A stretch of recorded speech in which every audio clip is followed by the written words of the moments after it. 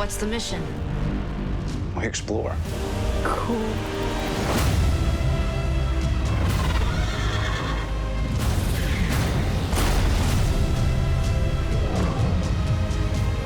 Life is to be preserved and worn gloriously. Because until our last moment, the future is what we make it. Hoop fans, in honor of the NBA playoffs, DraftKings Sportsbook is back with another can't-miss offer. Just bet $5 on any team and get $150 in free bets if they win. DraftKings Sportsbook customers can also bet on the NBA with same-game parlays. Stack and I are bringing our own all-the-smoke same-game parlays every week for the rest of the playoffs. Last week, we cashed out, and we're going to keep it rolling this week. Keep an eye out for our picks this week and head over to the app to ride along with us. Download the DraftKings Sportsbook app now. Use the promo code SMOKE and bet just $5 on any pro basketball team and get $150 in free bets if they win. That's promo code SMOKE at DraftKings Sportsbook.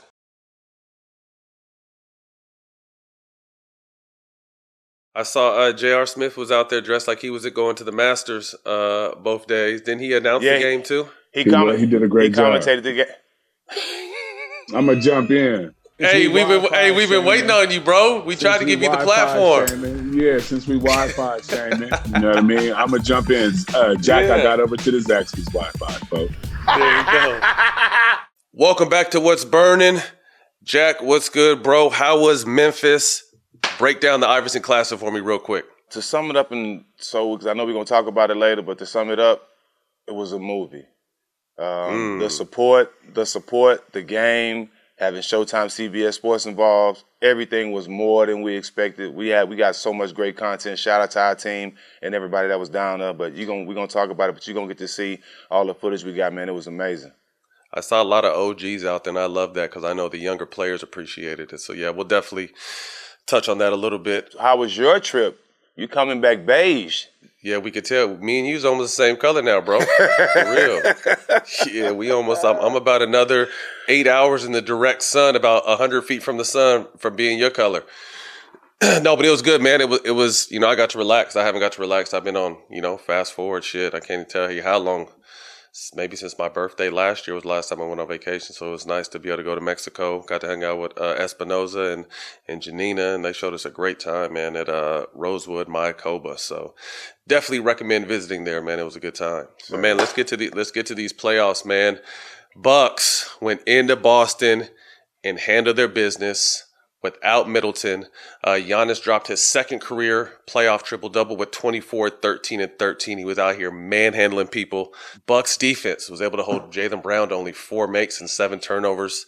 Celtics shot 33%. You saw Marcus Smart got hurt like 4 times. That kind of held Tatum in check. Jack, I was very impressed with this. What are your thoughts on Game 1 of Boston and Milwaukee? The more physical team. They was the more physical team against Brooklyn. Now they playing against the more physical team and the more experienced team. This is the championship team. I don't think they're missing is P.J. Tucker.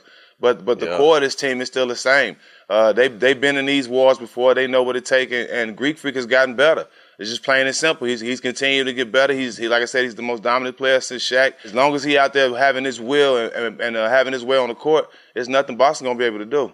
I think I tweeted yesterday he may not win MVP, but there's no doubt he's the most dominant player in this game. He really does what he wants out there. And I agree the length and how big they are. Bobby Portis is a great fit. I feel like he's taking that PJ Tucker role from like the 4 and 5 position. He's not out there on the wings, but he's out there talking shit. He's got game. He's down there banging, holding down the paint. And Lopez is out there rebounding. Yeah. Lopez is out there doing what he does, and then obviously Giannis. That's a big-ass front line for whoever sees. But I'm interested to see what kind of adjustments Boston can make in Game 2, possibly get Tatum and Brown going. Hopefully Marcus Smart will be healthy. But, yeah, this is going to be a good series. Excited to see the rest of it. Hey, you talk about Milwaukee being a big team, and we kept saying that Steve Nash needs to play LaMarcus Aldridge and Blake. You see what I'm saying? Like, with the bigger team, I knew it would make it difficult for them because they was getting to the basket and getting layup and layup after layup. So I just wanted to say that because we said that. If you're able to get by your defender, there was nothing at the rim for Brooklyn. So no, I agree. Although Aldridge and Blake are a little bit older, it's just still just that sometimes you just need some bodies down there. Heat Sixers preview. Embiid didn't travel to Miami. Also, had the facial contusion, so he'll definitely miss Game 1 and Game 2. I believe he's a dog. I think he'll be back Game 3. He'll probably would have played if they would have allowed him, but he'll be back at some point. Miami, Jimmy Butler's questionable with inflammation, and then Kyle Lowry is out with a hamstring. So key injuries surrounding a lot of the team's most important players. What's your outlook before they tip off this series? I mean, it's hard to really say. I think these are, how they say it's a game time decision. I can't really say what these teams are going to be like without their stars. You know what I mean? I mean, it's a toss-up now because you depending on guys that to carry this team and pull you through the series right now as of Game 1 and 2 that haven't been doing it all year. Right, you're missing Jimmy, you're missing Kyle. That's their 2 stars, and they still have Adebayo. But not having Embiid for Philadelphia is a big minus. And I don't think James can be that guy he was in Houston to go and get 40 points, 10 rebounds, and 10 assists. I don't think he's that guy no more. So it's going to be a toss-up series, especially these first 2 games. Obviously, I think losing Jimmy Butler, because particularly he's been playing so well in the playoffs, and Kyle Lowry is big. But I would say that the loss of Embiid is bigger because I feel like Miami is such a great system, almost how Popovich had, when someone was down, next man up. Obviously, you don't want to be missing your best players at any time, but that system is so, finally, it's like a well-oiled machine. Embiid is everything to this team. And I feel like, obviously, Maxi's been playing his ass off. Tobias Harris has been playing well, but again, I think you hit it. James Harden has to step up, and I think this is a perfect opportunity for him to step up. It's going to be his show.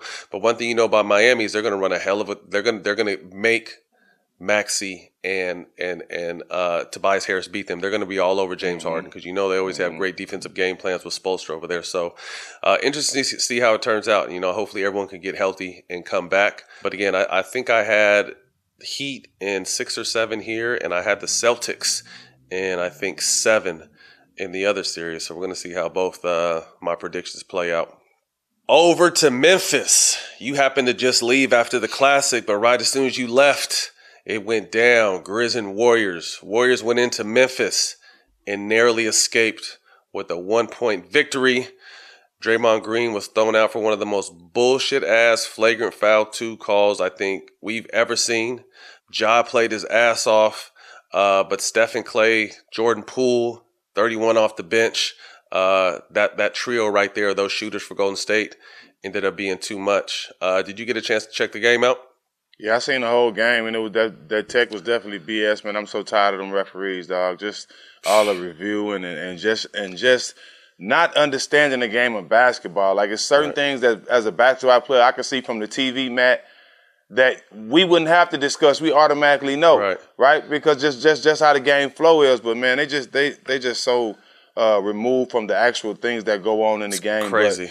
I don't want to cut you off, but real quick. The thing that even tripped me out more is how they have the in-game official. So they went to Steve Javie, and he clearly said the first time, "Oh, this is a flagrant one, minor contact," and then he grabbed the jersey. This will be a flagrant one. So then after they called the flagrant 2 and kicked him out, he had to come back and almost lie to us, about why they called the motherfucking flagrant 2. So the shit was terrible. I tweeted, we come to, the fans don't come to see the refs. We don't tune in to see the refs. That's in the playoffs. That's a flagrant one, and let the game keep moving. No one came to see these motherfucking refs that just completely destroyed the whole flow of the game. But back to the game. What are your thoughts? Yeah, they didn't even draw blood. I think it was a great game, man. I said before the series started that the experience and the poise of Steph Curry and the Golden State Warriors and Klay Thompson was going to be a big factor.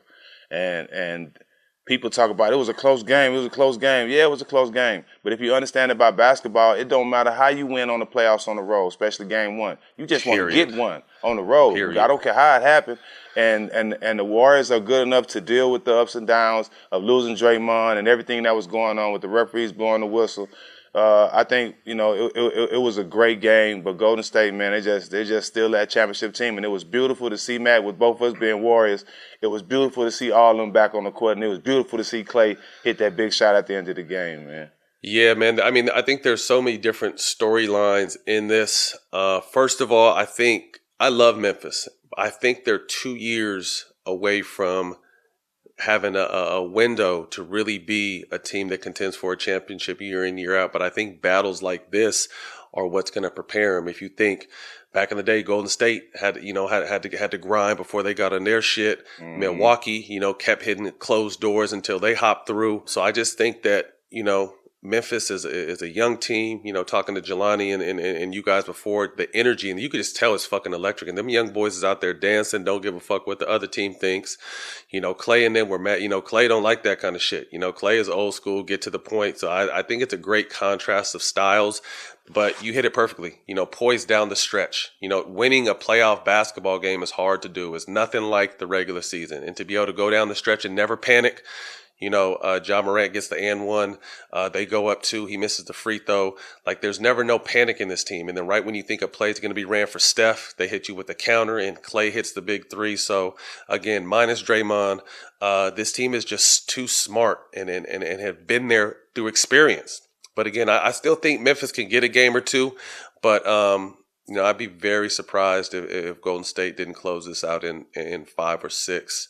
But it's going to be fun along the way.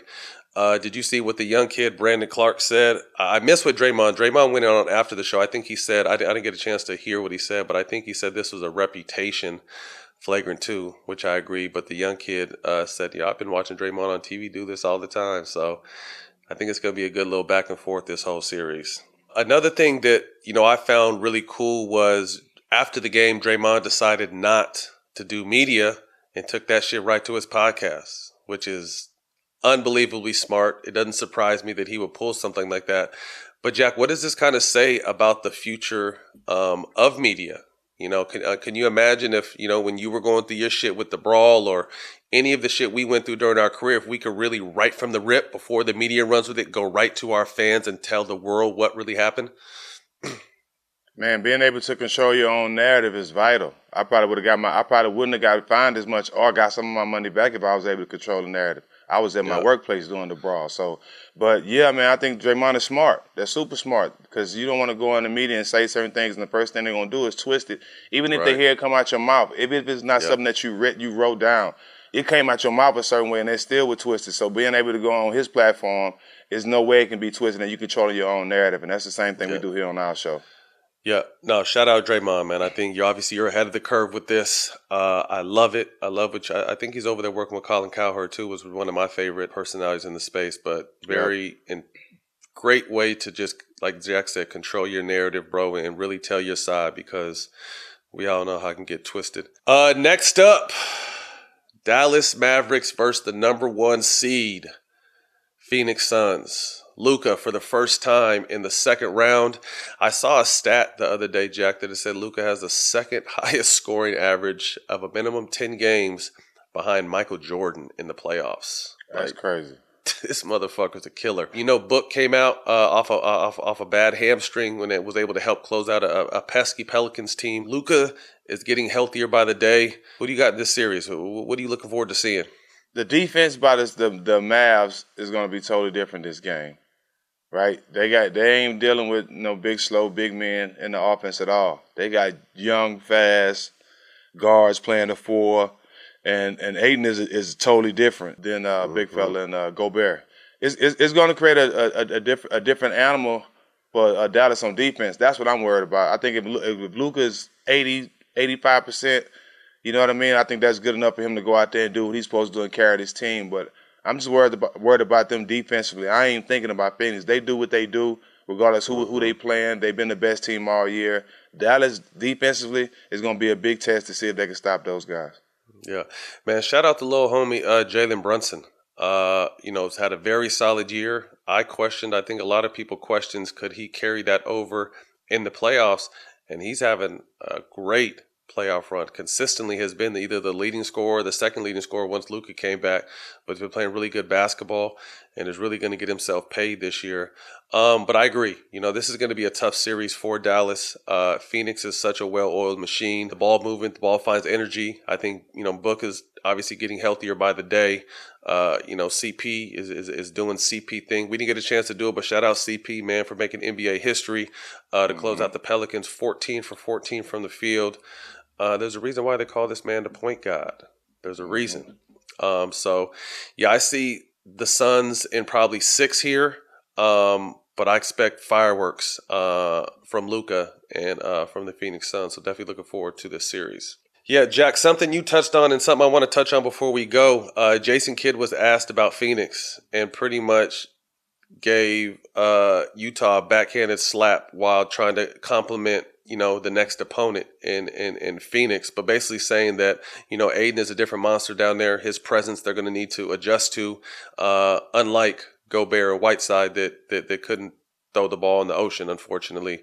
So what are your thoughts about Jason Kidd's slick comment? I mean, it's exactly what I was touching on earlier. They always play traditional 4 and 5 men. You know what I mean? They have big men down there. You got Aiden who moves like a 3-4 guy, and then you got two guards and 3 guards playing the 4 spot for Phoenix. So it's going, like I said, it's going to pose a different monster to them, and that's why defensively they really going to be challenged. I think they're going to score points, but defensively, Phoenix scores at a high rate. They have great spacing in their offense, and everybody can create plays. So, like I said, it's going to be a different animal for them. Yes, sir. Next up on the radar, presented to you by DraftKings. Jack, we're in the second round, so let's update the odds on favorite for each of these series. The Bucks are favored at a -130. The Celtics are a +110. The Warriors are favored at a -550. The Grizzlies are +400. The Heat are a -350 favorites over the 76ers at 270. And last but not least, the Phoenix Suns are favored at a -300. Mavs are +425. Jack, each of these series, who you got in how many games? Bucks. I'm going first series, Bucks and Celtics. I'm going Celtics in 7. Ooh. Warriors, Grizzlies. I'm going Warriors in 6. Heat, Sixers. I'm going Heat in 6. Suns, Mavs. I'm going Mavs in 7. Oh, you're taking the Mavs over the Suns? Just because of the bet. No, I have the Celtics in 7. I have the Warriors in 6. I have the Heat in 7, and then I have the Suns in 6. So interesting to see what happens, man. Make sure you guys check out this teaser. Very interesting episode. Jack and I got a chance to sit down with former number 2 overall pick Ryan Leaf to discuss where he's at now and all the crazy shit he's been through. Enjoy this teaser. When you don't experience the immediate success you've had, not only in college, but throughout your playing career, when you get to the NFL, how hard is that? Well, I had immediate success. We won our first 2 starts. It hadn't happened since 1983 in John Elway. So, like, Pepsi came in and gave me a big deal, Rolex, Toyota, and I'm just like, Peyton lost his first 2 starts. I'm like, I'm killing this shit, right? And then we go to Arrowhead. And we go to Kansas City, and who was the quarterback there at the time? Rich Gannon. And the week before we played Tennessee, Steve McNair, Eddie George in Tennessee, and we beat them. And I slide on the turf, and it was in the old Vanderbilt Stadium before they built the new spot, and I got a turf burn, and I was wearing these tights outside of my socks, and it like melted and burnt into my skin, and I got a staph infection that week. So I was in the hospital all week long leading up to Kansas City, and I didn't care I was going to play. Like, I was just tough SOB. I'm going to show the team I'm here. I'm a winner. So they're bringing film over to me in the hospital, and I fly. We warm up. They shoot me up with whatever they needed to. I don't know. It felt like adrenaline. Damn. I was firing it around. All of a sudden, the skies start closing in and dumping, and it becomes a monsoon.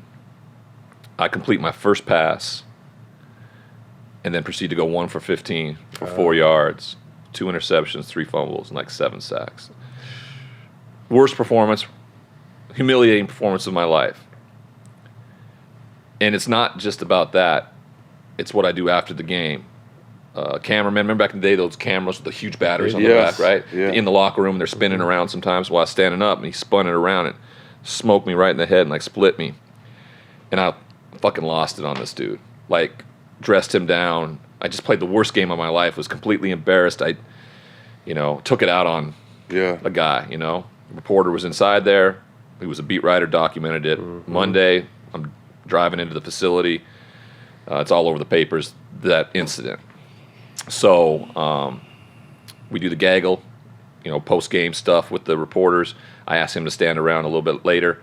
And then I proceed to tell him like it is, right? I'm the big, tough, intimidating football guy. I grab his ass, I throw him in the chair, and I start motherfucking him up and down. And the cameraman in the corner flips around and starts getting this. And this is the viral video, which viral videos didn't exist back then. Right.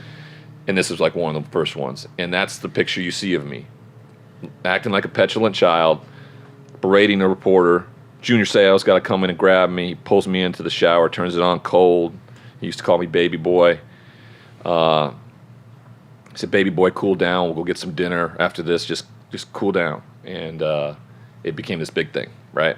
And then my dad was in town with some of his clients and everything like that. And Inside the NFL, which was on Showtime, was on HBO at the time, and it played uncensored. And we're all watching it. My dad's clients are there watching it at the house, and I'm going, boy, your son looks great, doesn't he? He helps me craft an apology. And if you watch me the next day reading this apology, I don't want to be there. Right. I think what I'm doing is wrong. I believe I'm the victim in all this.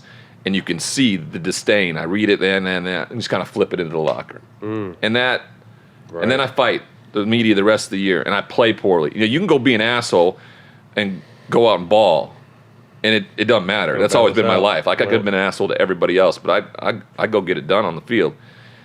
I threw 4 picks against the Giants the next week. They had a Make-A-Wish commercial that I did up on the Jumbotron mid-game, and it got booed. It precipitous. Boom, like that. I don't remember another positive thing in my NFL career, and I would go on and play for 4 years simply because I couldn't deal with failure in a healthy, positive way. All right, Jack, we touched on it earlier.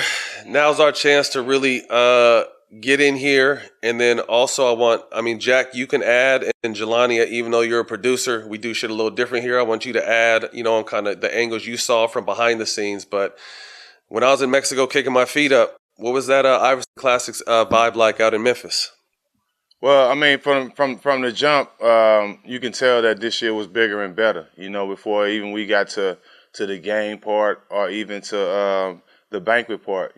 Just the feeling of knowing that you have Showtime and CBS Sports involved. The feeling of knowing that it's nationally televised and you have some of the top players in the country, and just the whole vibe of knowing it's the 4th year. That each year gets better, man. And the sponsors we had Body Arm as a sponsor. So it was dope. I think it was dope, man. Getting to the banquet was huge. I think just the layout, when I walked in there, it looked like a wedding reception, Matt. Everything was laid out so nice. The award ceremony was dope. He got a chance to acknowledge a lot of the coaches, high school coaches that was there, D Miles, me, myself, AI.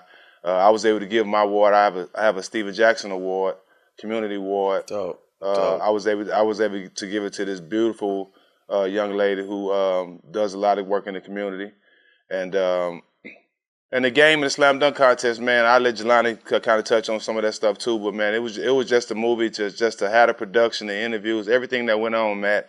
I can see this being bigger next year because I know a couple of things of what's going to happen next year, but I couldn't be more happier than the way those kids showed up and played and the way this event this year was put on.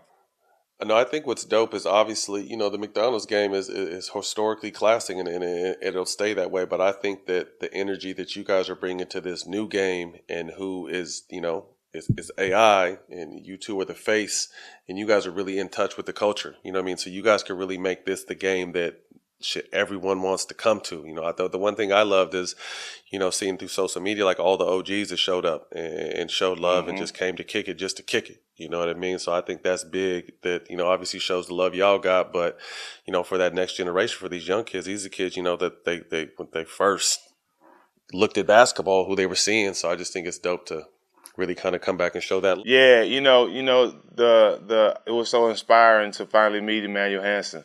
Matt, let me just say this, bro. He ain't just dunking. You got to see him in practice. Blocking shots, getting steals, throwing it through people's legs. I'm just doing it all, dog. He's such an inspiration, bro, and he's so confident. I love that kid. But there was so many kids at that game, Matt, that I could see playing at the next level, man. One of the best things about the game for me was it was 6 Texas kids from Texas in the game. You know what I'm saying? I seen the Texas boy pick. Yeah, it was beautiful for me, man, because I remember coming up to them games, it was 1 or 2 Texas guys, or sometimes just me, at some of these All-Star games. So to see the Texas basketball blowing up, and for Bobby and Ja to give these kids an opportunity, it was beautiful, man. But so shout out to Bobby and Ja for putting on another great Iverson Classic. Shout out to AI for being the person he is. Shout out to Brian, Showtime Basketball, and CBS Sports for making it a great event for the world to see. Shout out to the sponsors, Body Armor, and everybody else, man. It was a beautiful event. I saw J.R. Smith was out there dressed like he was going to the Masters both days. Didn't he announce the game too? He did a great job. He commentated the game. I'm gonna jump in. Come on, welcome back. Hey, we've been waiting. We've been waiting on you, bro. We tried to give you the platform. Since we Wi-Fi shaming, you know what I mean? I'm gonna jump in. Jack, I got over to the Zaxby's. Wi-Fi, folks. But to piggyback with what Jack said, just amazing energy, organic energy from former players. I mean, I'm doing production, directing and producing, coordinating with Stack and JR with the CBS. And I'm in the front doing 10 minutes of big man drills with Jackson Collins. So thanks. And he used the moves and got buckets on them. So I was proud of that. I wasn't supposed to be sweating like that before the game, though. But I mean, every corner those kids had, there was a former player there to turn to laugh with, to ask about basketball questions, life questions. They had their families there. We went to the museum with them in real time. So every year I've been there, it's got progressively better, whether that be the production or the former players that are involved as coaches. Andre Miller was a star of the week. You know what I mean? Just there as a spectator. And these dudes not only be coming to hang out with the bros, but like they want to see the practices, the drills, the games. Dre came in and got in on some drills and was breaking down the pick and roll. Darius was, real life coaches, because all of us have been in these situations. And like I told Stack, it's big time coming to America vibes. When you're there, you're always very happy to be there and just pour back into the kids. No job is too small. Shout out to the photographers, video DPs, everybody involved, because you could tell people really cared and they really poured their heart into it. Yeah, no, that's dope. That's to me, that's the hands-on experience that'll start, taking this game to the next level. Like you said, every turn there's someone in that turn to talk you and drop game on your head. So glad it worked out. I definitely need to get out to one though. I'm gonna make sure I mark it on the calendar next year so I can get out there. Yeah, I love it. Man, closing thoughts, Jack. We've been saying this for the last 3 or 4 seasons. The Utah Jazz, great regular season team, great, ball movement, shooting, but when it comes to the playoffs, they have a problem showing up. Do you feel like the duo of Mitchell and Gobert has? Hello? Are you awake over there? So what's up? Who's got to go? Gobert, Mitchell, Quinn Snyder. Like, this team has no cap space. What do they do? Oh, I fall asleep every time we get to talk about the Jazz, dog. For some reason, I just gnaw it off.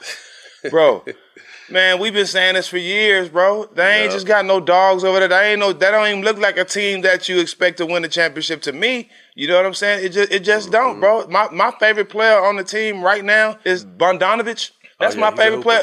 That's my favorite player on the team. That's my favorite player on the team because he played both ways. He can score all over the court. But as a whole, as a team, I even love Quinn Snyder. I love the coach. But that ain't the team.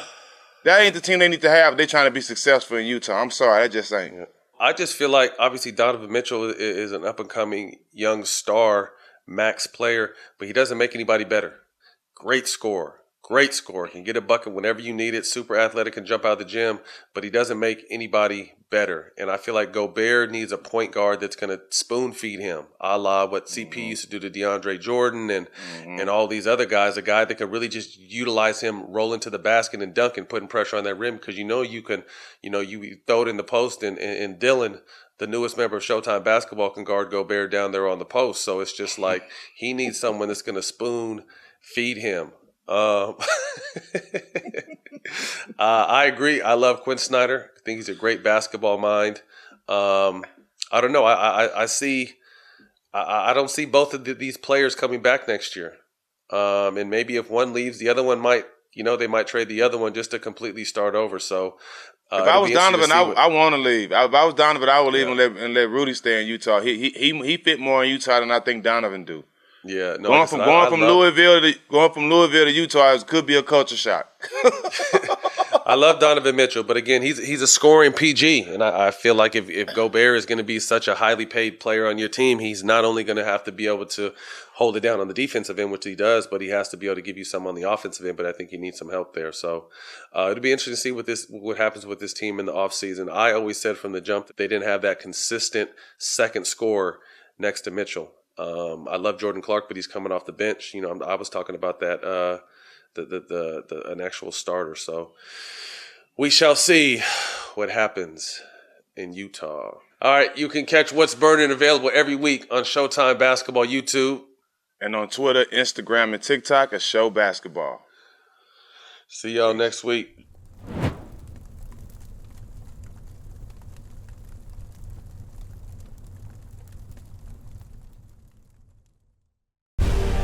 What's the mission? We explore. Cool.